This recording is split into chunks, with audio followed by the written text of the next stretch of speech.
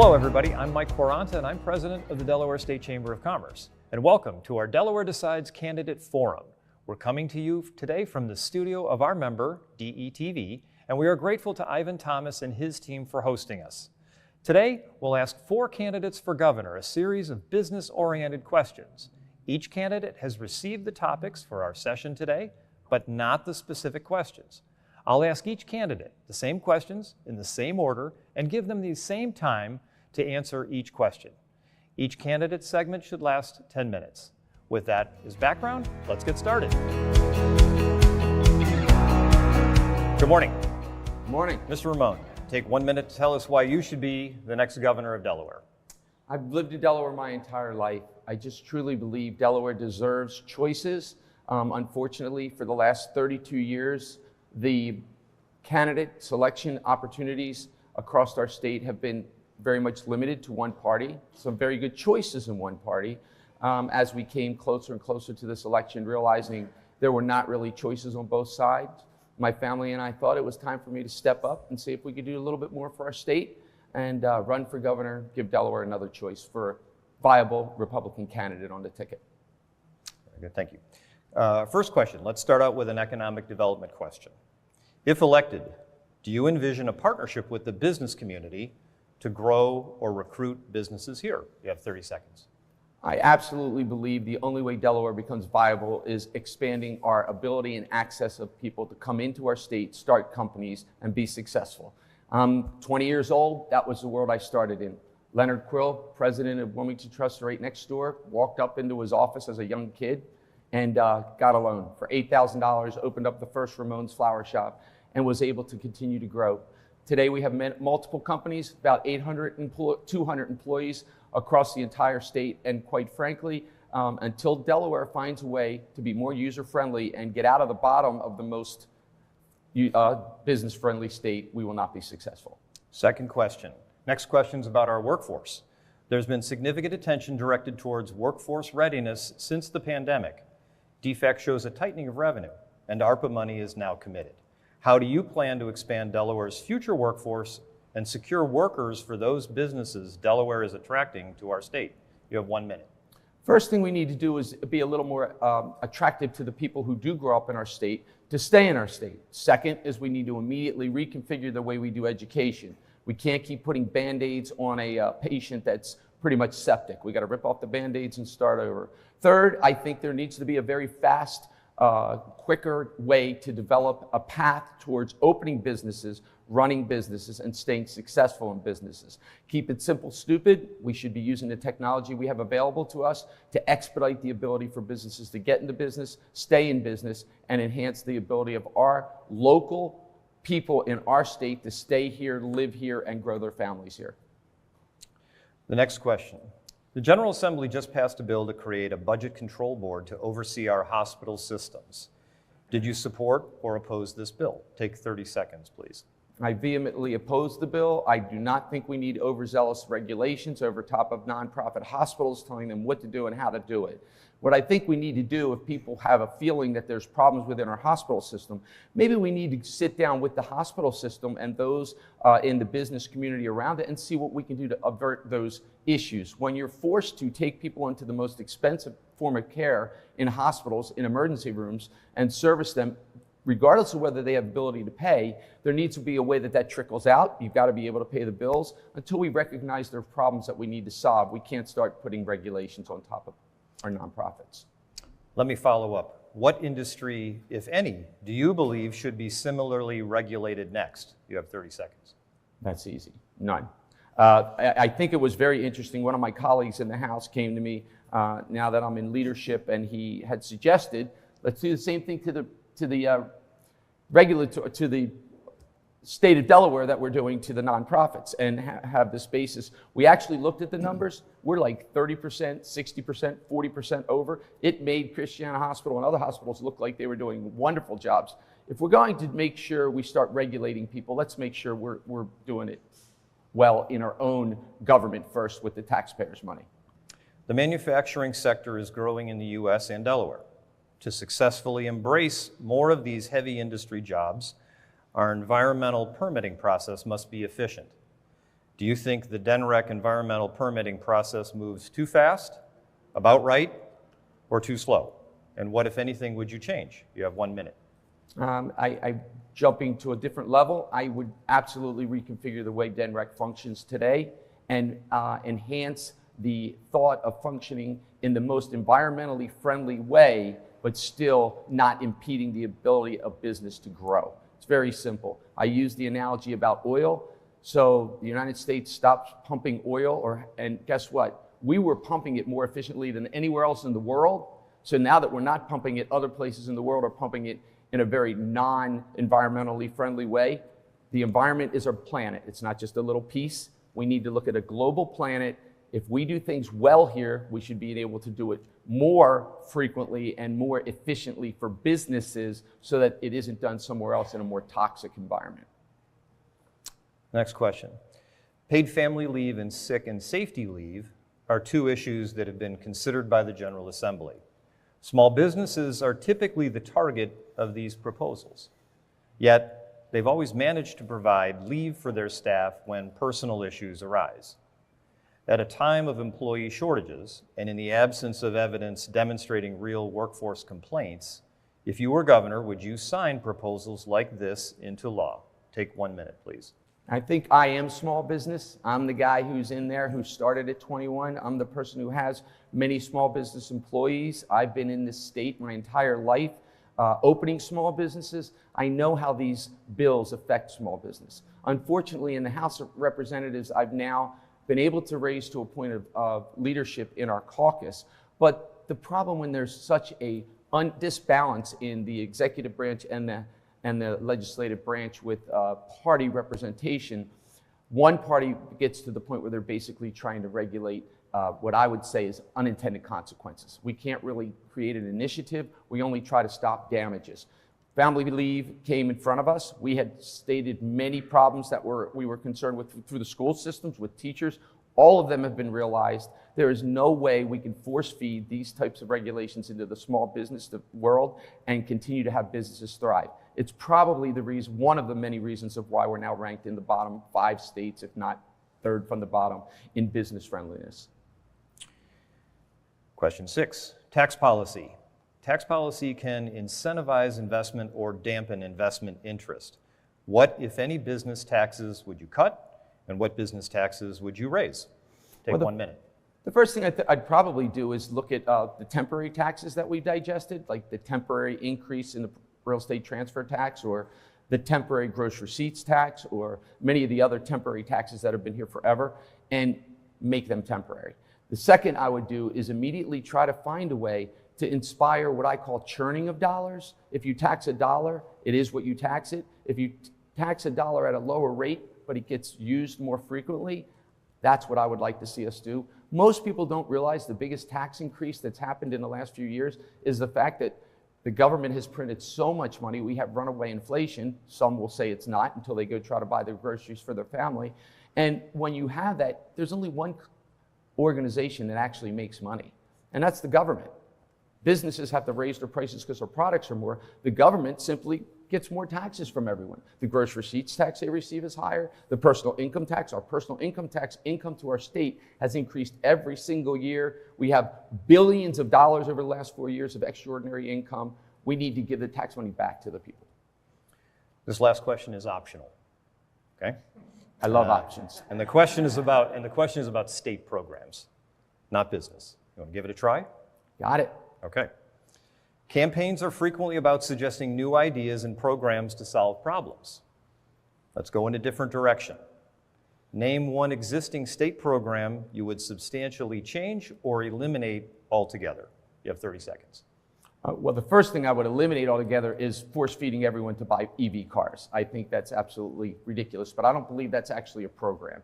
I would spend the large majority of my first days in legislative or in the governor's office reconfiguring the way we do education. The entire top to bottom, 19 districts, Secretary of Education, Department of Education, everybody's telling everybody what to do up here, and we've got no money getting down to the classrooms for the children. Particular programs within each, I'm not here to redo programs. I'm here to help facilitate an environment where problems don't come up. Thank you very much. Everybody, please join me in a round of applause for Mr. Ramon.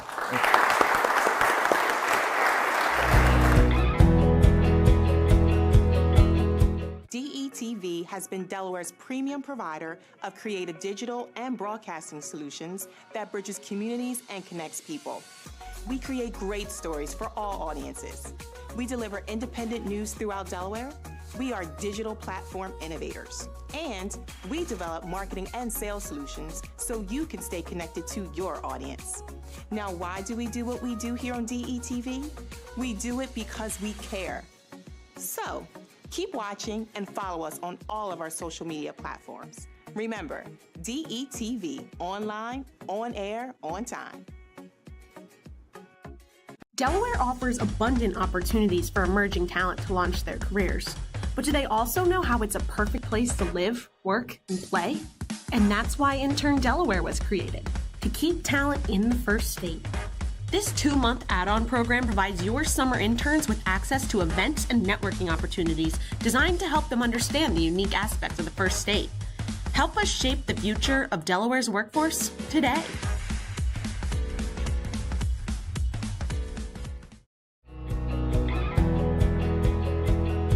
And we're back. I'm joined here with Matt Meyer. Good morning, Matt. Good morning. Take 1 minute. Tell us why you should be the next governor of Delaware. Great. It's good afternoon for me, Mike, when you have a 4-month-old at home at 8 in the morning. It's great to be here. I'm running for governor to deliver more effective government to the people of Delaware. Right now, we live in a time where our education system in this state, our public education system, is rated just about the worst in the country. Affordability and accessibility are not a real thing for most Delawareans in housing and in healthcare. We have issues with respect to the cost of living, complaints about the price of things at the supermarket, and challenges getting quality jobs. I'm a Delawarean, grew up here, spent a year as a diplomat in Iraq 14 years ago, came home to teach public schools, 6th and 7th grade math, thought I found my calling, found that elected officials weren't doing enough to address the real problems that Delawareans were facing. I ran for a county executive. We have a historic record of accomplishment in my 8 years. First county executive reelected since Chris Coons. We want to deliver more effective government to the people of Delaware. Real progress for real people. We've raised more money and had more volunteer signups than anyone running for governor in the past 16 years. We're excited about this discussion today and talking about how to move Delaware forward. Let's start with our first question. Let's start with an economic development question. If elected, do you envision a partnership with the business community to grow or recruit businesses here? You have 30 seconds. Well, when I came into office in county government, our county government was known for a land use process that continually prevented the creation of jobs. We created a program called Jobs Now in collaboration with the business community that now has created at least 13,000 real jobs for Delaware. And the land use process is not perfect, but absolutely we intend to do the same and do it at much broader scale when we're running state government. The next question is about our workforce. There has been significant attention directed towards workforce readiness since the pandemic. DFAC shows a tightening of revenue and ARPA money is now committed. How do you plan to expand Delaware's future workforce and secure workers for those businesses Delaware is attracting to our state? You have 1 minute. 1 minute, that's a lot of time. Thanks. Listen, workforce is among the most important things we see. When employers come to talk to me about what they're looking for when they're comparing states, workforce is number 1 or number 2 on the list. The first is we must fix our public education system. When we have 17 schools that are in the single digits in proficiency, we cannot have a quality workforce. In addition, we need to look at adult workforce training programs that are often nested within a bureaucracy in the Department of Labor that does not produce the outcomes and results that we need as Delawareans. The world is changing quickly. Technology is changing quickly. It's a threat to who we are and our prosperity, but it's also a tremendous opportunity. We're going to look forward, not backwards, to make sure that Delaware is the first state in prosperity going forward. The General Assembly just passed a bill to create a budget control board to oversee our hospital systems. Did you support or oppose this bill? Take 30 seconds, please. I believe we need more competition in the healthcare space. My wife is an emergency room physician. She does shifts every single week in Christiana Care, and one of it's for emergency rooms. I hear every day of the horrors of the outcomes, affordability, accessibility that Delawareans have, not just here in Newcastle County, but across our state. We need to look at how we fuel competition throughout our state to make sure that the outcomes are improved. As Lending Tree says, when banks compete, the people win. When I believe hospitals and healthcare providers compete, we all win. Let me follow up. What industry, if any, do you believe should be similarly regulated next? You have 30 seconds.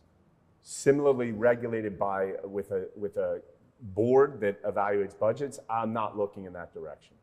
Okay. Next question. The manufacturing sector is growing in the U.S. and Delaware. To successfully embrace more of these heavy industry jobs, our environmental permitting process must be efficient. Do you think the DENREC environmental permitting process moves too fast, about right, or too slow? And what, if anything, would you change? You have 1 minute. I think the multi-agency nature of approvals that I've seen running county government is unacceptable for a small state like Delaware. If you go to Philadelphia, which has 1.6 million people, there's a single government that you work with to get things approved. We need to make sure here in Delaware, the state authorities are working hand in glove with the local authorities so that DENREC, Newcastle County Land Use, Dover, L&I, Wilmington, Municipal, they're working hand in glove so that approvals can be delivered quickly. We're gonna have an outcomes-driven government. There are some permits that are important to protect the health and safety of Delawareans. We're going to prioritize those. In cases where it's basic efficiency and delivering quick government, we're going to work to deliver digital government like Delawareans have never seen before. Paid family leave and sick and safety leave are two issues that have been considered by the General Assembly. Small businesses are typically the target of these proposals, yet they've always managed to provide leave for their staff when personal issues arise. At a time of employee shortages, and in the absence of evidence demonstrating real workforce complaints, if you were governor, would you sign proposals like this into law? You have 1 minute. Well, I think I'm going to be the first governor in a long time who's actually started a business. I've started two. We've been real cautious in Newcastle County to make sure we're protecting small business. As I travel this state, one thing I hear repeatedly is that government officials and government policies really are protecting and helping to grow the small businesses that we have. So insofar as we need to provide additional regulation, we're going to look for opportunities to exempt small businesses. Small business is the lifeblood of our economy. The majority of Delawareans who get up and go to work for private employers every day work for small businesses. We need to make sure not only that we're not inhibiting their growth, but we are the #1 place to start and grow a small business, whether that means additional access to low-cost financing, access to customers, or whatever it takes to help a small business to add employees. We should be doing that in government. Tax policy can incentivize investment or dampen investment interest. What, if any, business taxes would you cut, and what business taxes would you raise? You have 1 minute. Well, I stand before you as the only county executive ever to reduce property taxes in the county. We did so not irresponsibly, but while increasing reserve levels of county government by over $100 million. We're going to look to run a similarly responsible state government where we target reductions in taxes for certain groups of people to incentivize business growth and to incentivize opportunity for all Delawareans. Now, there's no denying the math that right now the state government budget is under threat like never before. You have something like 1/3 of the state budget goes to healthcare costs, right? That's going to take a hard look at revenues. We're going to take a look, but when we do, we're going to do so not to inhibit business growth, but to enable business growth. This last question is optional, and it's about state government and state programs, not business. Do you want to give it a try? Can I hear a question before I decide? Nope. Sure. All right. Campaigns are frequently about suggesting new ideas and programs to solve problems. Let's go in a different direction. Name one existing state program you would substantially change or eliminate altogether. You have 30 seconds. Do you count when I'm thinking? I mean, workforce development is something that's high on my mind, that it needs to be transformed. I think, quite frankly, the Workforce Development Board is too large. It needs to be scaled down. I think the way in which we engage with healthcare and our healthcare partners needs to change. I think there are opportunities to access federal funding in healthcare that could potentially reduce our expenditure of healthcare at the state level. And one other thing, since you just asked for one, and I'm giving you three in an optional question, but I think there are too many levels of education. As a former teacher, I felt like too much money was going to the Secretary of Education, to the highest levels, to administrators. We need to push that money down to the classrooms. Thank you. Please join me in a round of applause for Mr. Meyer. Thank you. That's it? That's it. DETV has been Delaware's premium provider of creative digital and broadcasting solutions that bridges communities and connects people. We create great stories for all audiences. We deliver independent news throughout Delaware. We are digital platform innovators. And we develop marketing and sales solutions so you can stay connected to your audience. Now, why do we do what we do here on DETV? We do it because we care. So, keep watching and follow us on all of our social media platforms. Remember, DETV, online, on air, on time. Delaware offers abundant opportunities for emerging talent to launch their careers. But do they also know how it's a perfect place to live, work, and play? And that's why Intern Delaware was created, to keep talent in the first state. This 2-month add-on program provides your summer interns with access to events and networking opportunities designed to help them understand the unique aspects of the first state. Help us shape the future of Delaware's workforce today.